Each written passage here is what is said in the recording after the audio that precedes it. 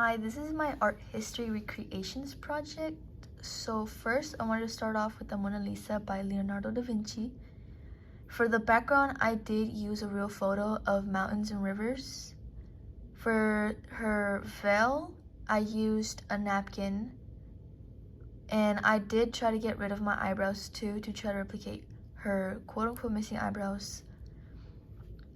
And I used a dark green skirt and I flipped it over my shoulder to try to seem like hers as a blouse and as drapery across her shoulder.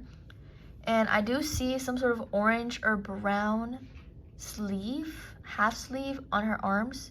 So I did put on an orange sweater and covered it up with the black jacket up to the point to the middle of my forearms. I sat down in the same pose and I tried to look the same way. I left a few pieces of hair in the front just like she did, and I'm holding my arms and my hand the same way she did. And that is pretty much it for the Mona Lisa. Now my next one is Composition of Red, Blue, and Yellow by Piet Mondrian. I was over my cousin's house, so I was limited on supplies. But what I did end up doing was using a white blanket as a background. I put a red blanket folded up as a square on the top left and my cousin's yellow t-shirt for the bottom right. I meant to say top right for the red. And a blue paint pad for the blue square. For the black lines, I was very limited.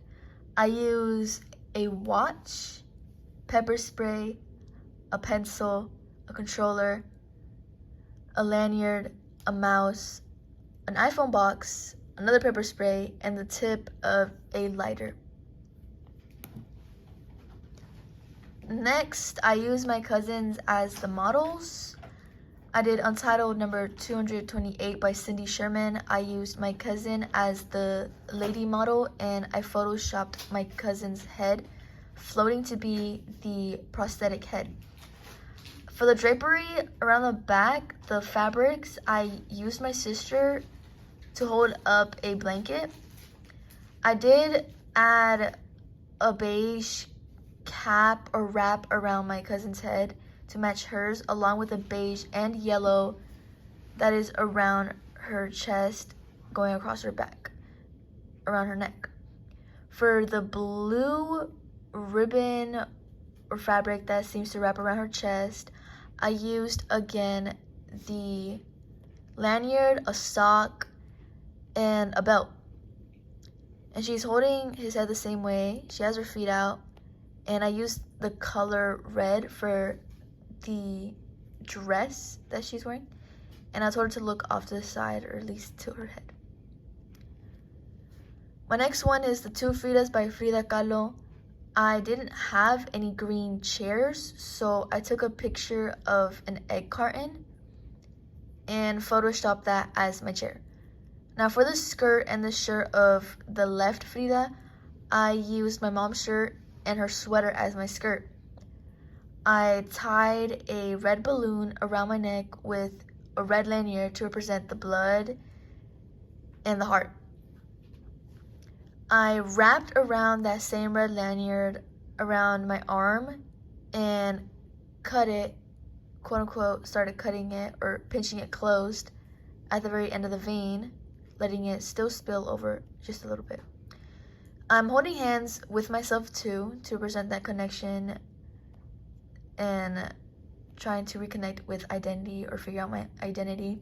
I used the blue shirt that had yellow streaks.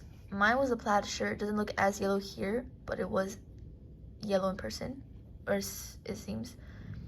And I also used a green sweater as a skirt for the right Frida. And I used the same technique for the heart as a red balloon and the lanyard, and I wrapped the vein around my arm and held a little portrait, which is my mom's homemade plate that we did crafting. I also tried to match the hairstyle a bit, put my hair up, and I did the unibrows. And I did keep the same straight face. My last one, I did Self-Portrait by Albrecht Dürer.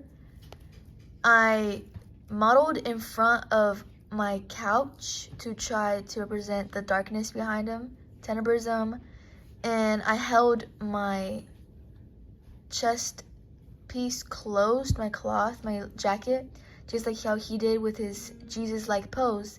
And I put hair in front of my face or chest to try to replicate his hair in front of him. And I also put the contrast down and tried to make the colors warmer.